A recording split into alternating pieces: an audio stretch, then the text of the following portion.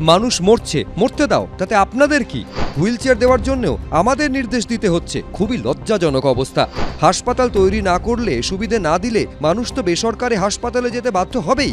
আপনারা পার্ক স্ট্রিটের আলোকসজ্জা নিয়ে গর্ব করেন, কলকাতার বাইরে গিয়ে দেখুন কি অবস্থা। মানুষ মারা যাচ্ছে।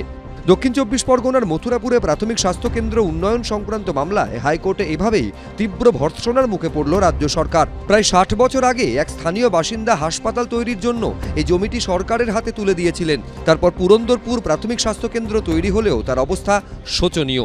কোথাও জলের পাইপ ফেটে পড়ে রয়েছে, জানলার কাঁচ ভাঙা, ইতিউতি আগাছার জঙ্গল, পর্যাপ্ত পরিষেবাও মেলে না বলে অভিযোগ। তার উপর স্বাস্থ্যকেন্দ্র চত্বরেই চলছে রাজ্য সরকারের জল প্রকল্পের কাজ।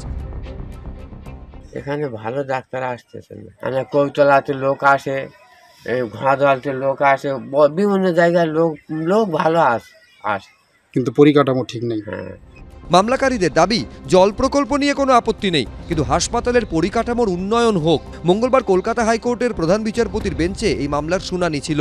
এদিন প্রধান বিচারপতি টি.এস. শিবজ্ঞানম বলেন, 2024 সালে দায়ের হওয়া এই মামলায় হাইকোর্টে রিপোর্ট দিয়ে রাজ্যের স্বাস্থ্য সচিব জানিয়েছেন বর্তমানে ওই স্বাস্থ্যকেন্দ্রে 10টি বেড রয়েছে, যা পর্যাপ্ত। 1976 সালে যে হাসপাতালে 10টি শয্যা ছিল, এখন 2025 সালে এসেও স্বাস্থ্য সচিব বলছেন এই সংখ্যাই ঠিক আছে।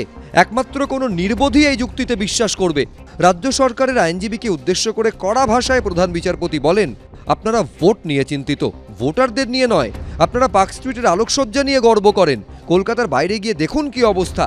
মানুষ মারা যাচ্ছে। চন্দননগরে কোনো মাল্টি স্পেশালিটি হাসপাতাল নেই। পুরুলিয়া, মুর্শিদাবাদে চলে যান, দেখবেন স্বাস্থ্য ব্যবস্থা কি অবস্থায় আছে।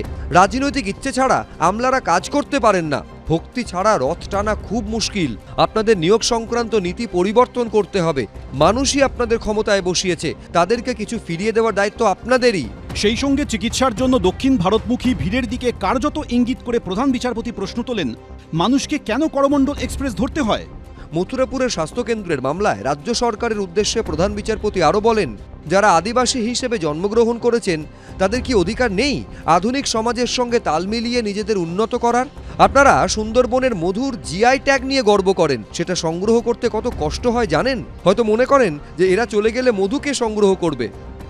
সম্প্রতি সরকারি হাসপাতালে অসুস্থ শিশুর বাবাকে দিয়ে বমি পরিষ্কার করার মতো ছবি সামনে এসেছে, যা ঘিরে শোরগোল পড়ে যায়।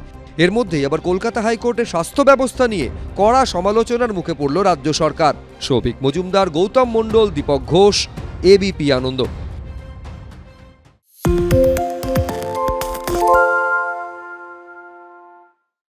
সত্য অন্তহীন, সত্যের খোঁজও তাই, সত্য সন্ধানে তাই আমরা অক্লান্ত, অকুতভয়। এবিপি আনন্দ নতুন ভাবনার প্রতীক, যা মনে মুক্ত, তথ্যে যুক্ত এবং যাবতীয় সীমানার বাঁধন থেকে মুক্ত।